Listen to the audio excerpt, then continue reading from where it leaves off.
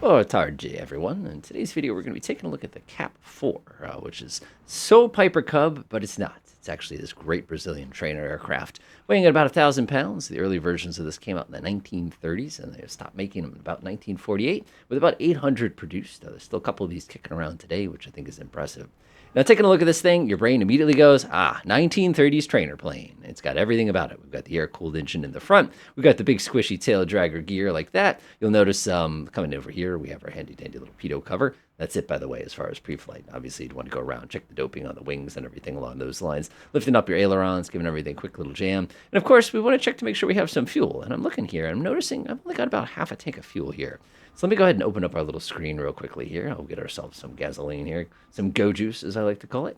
Let's see, mass and balance. Fuel, air only about half a tank. Watch this. Rit! Ta-da! And you can see we now have a full tank of gas, and it's ready to go. Now, the fuel system is a little confusing in this one because you have an up tank and a down tank. You have basically superior and anterior. You'll see what I mean once we get on the inside. Another thing that makes this aircraft incredibly unique is you probably observe there are no lights anywhere or anything along those lines. We don't have an alternator or a generator. We have a battery, and you'll see what I mean when we get inside. So climbing inside this one, you'll see this thing says click to throw prop. I love that detail. That's just awesome. Some actually have it where you can click on the propeller to actually crank the thing, but the actual button to do it is awesome. So to get this thing started, it's relatively simple. It's worth noting, by the way, if we were flying this by ourselves, we'd actually be sitting back here in order to fly it, only on account of the fact that we're heavy, and so is all that fuel and weight in the engine up front. So this basically helps to counterbalance it. I'm not going to fly it from the back seat. Don't worry. So while we're back here, by the way, you'll notice there's this lovely little set of switches, especially when you press your reset button instead of the one that zooms in. There we go. And what you can observe here is one of them is going to be for master battery, and one of them is going to be for avionics. That's it. That's all you get. We have nothing else. Now, coming up here, of course, we have our two different magnetos. We have the one on the left, and we have one, of course, on the right. En la derecha, en la izquierda, hablo español, but definitely not Portuguese. So with that all taken care of, we're going to come down here and set our fuel system up. Whoa, it's a little difficult sometime in these games. There we go. You'll notice we have a superior and we have an inferior, and basically top, bottom. And one of the things we could do is if we click this thing twice over like that, it will put the fuel tank selector into the both position, which is going to be pretty darn groovy for us. It's going to make it a little bit easier. So we have our mixture all the way to the rich position. Now you can see here, coming down here, carburetor is off. So we're going to make sure this is rich, and we're going to pump the throttle once, twice. That's all you got to do. And after you do that, you can push the throttle a little tiny bit forward. This is about an inch in the manual, but that's going to be plenty. Now this is important. No parking brakes. So you're going to want to squeeze your brakes, click them, throw it prop.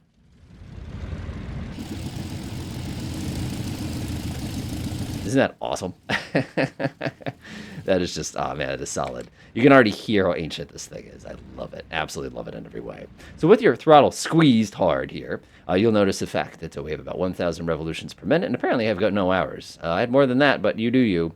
So coming over here to velocity here, we can see we're at 0. Vertical speed is 0. Oil temperature is coming up. We have our oil pressure, and of course we have our temperature. Good time, of course, to just double check to make sure you've got that set correctly.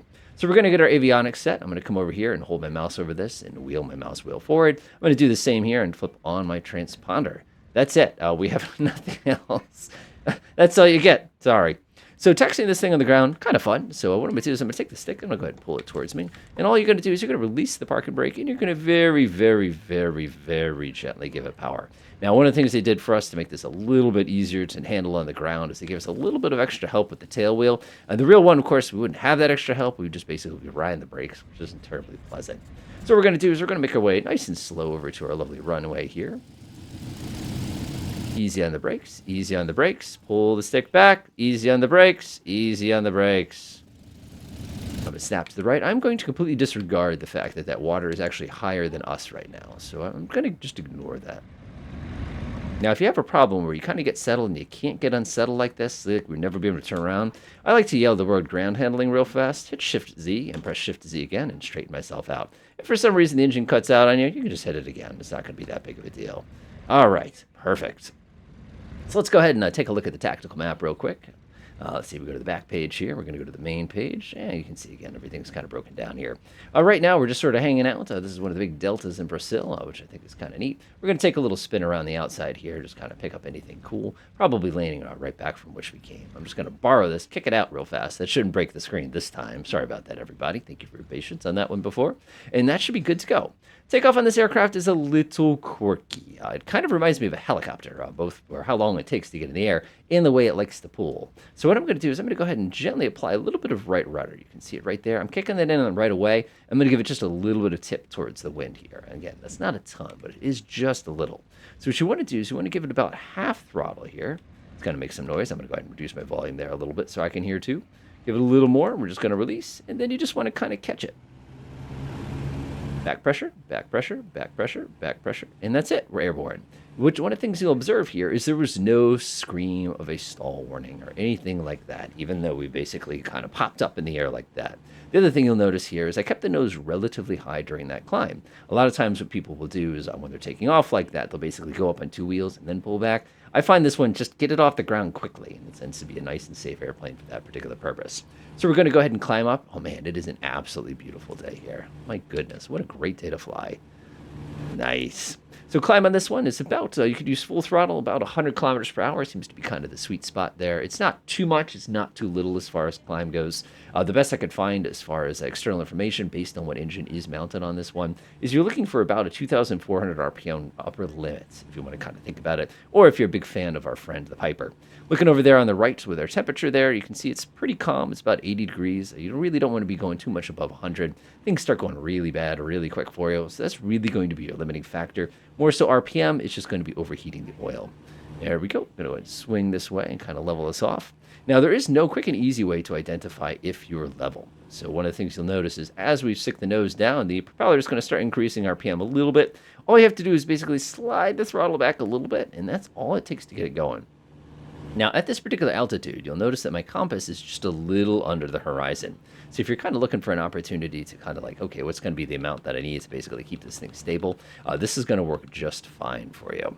Give it a couple whacks of up nose. That's up nose trim, by the way. And it's just going to sink a little bit. Give it just a little tiny bit more power. There it goes. The trim on this thing is so slow in such the best sorts of ways. Again, more flight sim designers could benefit from a trim this slow. And again, I know electric trim isn't always this slow, but I'm going to accept it for now until I get like an axis bound to like pitch axis or something for trim. Man, that would be a novelty.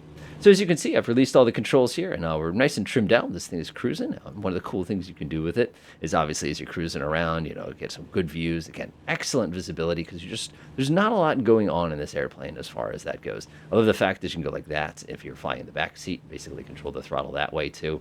It is just like the coolest little thing for that particular purpose. So one of the things I love about aircraft like this, other than you just feel the need to get nice and low and basically kind of zip around the trees and stuff like that, is just the way their handling characteristics are just so old-fashioned. Let me give you an example. So taking a look down here, you'll notice our little slip ball. If I were to kick my rudder, you can see that it kicks off really, really wrong. Now, the interesting thing is when I push the right rudder, that ball should shoot to the left. So the people who designed this did it completely backwards, which I found kind of annoying, but it's okay because it still allows us to demonstrate an important concept. Now, if I go ahead and take my controls, I've got my little stick between my legs here. If I were to go like bam, like that, you'll notice that it correctly deflects in that direction. If I give it a little bit of left rudder, you'll notice it centers, even though that makes no sense. Ignore that. But one of the things you'll notice is that adverse yaw that I'm creating by basically jamming the stick back and forth because the aircraft has so much drag when you kick up those lovely rudders. So now if I were to go ahead and coordinate it more conventionally here, I'll let the thing basically get its speed back up after my shenanigans. Now if I give it a left rudder with left aileron, you'll notice how nice and smooth it is. But you can see that little drag it does. This is old-fashioned flying. Right, left foot, left aileron. Oh, that's good stuff. Oh, yeah. But you can see just how much. Actually, you can't. Let me look down so you can see how much I'm using here. But you can see just how hard you have to be on those rudders in order to keep it a nice and coordinated turn. And that's just one of those things that you get in aircraft like this, of this generation, that you don't quite get with modern aircraft. It's not to say you don't need rudders for turns in modern aircraft. It's just to say it's a lot less effort. And you can see just that how smooth that turn is when you kick those rudders in for that purpose. The other thing I love about planes like this is how slow they go. So we're going to be a little negligent here, and I'm going to pull the throttle to 0, just again for my little demonstration. You can see we start to slow down just a little bit. All that drag just takes over. And we're just going to slow down. I'm going to bring the nose up. You can already tell we're in trouble. And you can see about 60 knots, or I should say 60 kilometers per hour, and we're completely stalled right now. And there goes the nose. Oh, so old-fashioned. You have to actually recover. You can't just let it go. And if you really want terrifying, watch this, watch this, watch this. I'm going to give it full power and hold it at an unacceptable angle here. Okay, here we go. Uh-oh. Here we go. Here we go. Here we go. Whee! There it goes. Look at that spin. Do you see how that starts right away? That's just to give you an idea of just how old-fashioned this handling is. And I'm not saying that's a bad thing. I'm just saying it's very traditional and it forces you to be a really, really good pilot whenever you're operating it. Now, of course, this is how to fly this plane, so we should stop probably doing naughty things with it and give it a little bit of power to actually get rolling here. Now, I'm at 75% power right now, and you can see that's getting me a cruise speed of, yeah, about 110 kilometers per hour. That's about as much as you're going to get. Now, one of the things you probably know is we do have a mixture control on this aircraft. In setting the mixture, you have to actually do it the old-fashioned way, which is not a bad thing. So if you take a look right now, I'm sitting at about 2,200 RPM. So what I'm going to do is I'm going to pull the mixture back a little bit. And what you're looking is to watch the RPM climb. Now, if you notice, the RPM is actually starting to go up. Now, I'm going to keep pulling the mixture back, keep pulling. Do you see how the RPM started going down? Too much. So go ahead and push it in twice the amount you got. So when I look down here, you can see my mixture is out about an inch or so for an altitude of about 1,000 feet, which is about right as far as that mixture control settings goes. It just requires you to do things a little bit differently. So I'm going to go ahead and enrich in that mixture real quickly here, and then we're going to go ahead and show you how you can get yourself on the ground with this thing. So far, so good. Again, navigation basically consists of that. You get one of those, and you can look out the window. That's all you're going to get.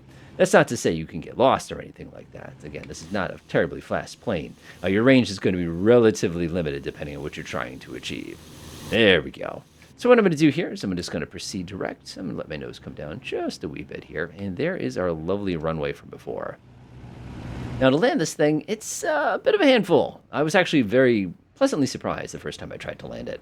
One of the things I thought is it had much more speed than it did. And the thing is, when you really start putting on the angle of attack, the drag spikes in this thing. So what we're going to do is we're going to set ourselves up on a nice little base turn here. And you can see I've got about 90 kilometers per hour. I'm going to call it knots at least 5 more times. Sorry about that. A little bit more for that left base. It looks pretty good to me. And again, we're sticking my head out the window. Awesome. So you can see we've got about 100 kilometers per hour. That's plenty, and we're a little high, which is okie doke. And again, don't forget to be using a good amount of that left foot. So when you take that left turn there, there we go. And you can see that nice little setup. Now, I notice I'm coming in awfully hot. So remember, your approach speed for this thing is going to be between 70 and 80 kilometers per hour. So what I'm going to do is left foot forward, right aileron down, and I'm just going to let the nose come up a little bit. Yeah, that's what I'm talking about. Now, that's a slip. So I'm going to go ahead and line myself up one more time. Remember, you have to use the rudders even more aggressively. Again, like I said, between 70 and 80 is a pretty comfortable approach speed here.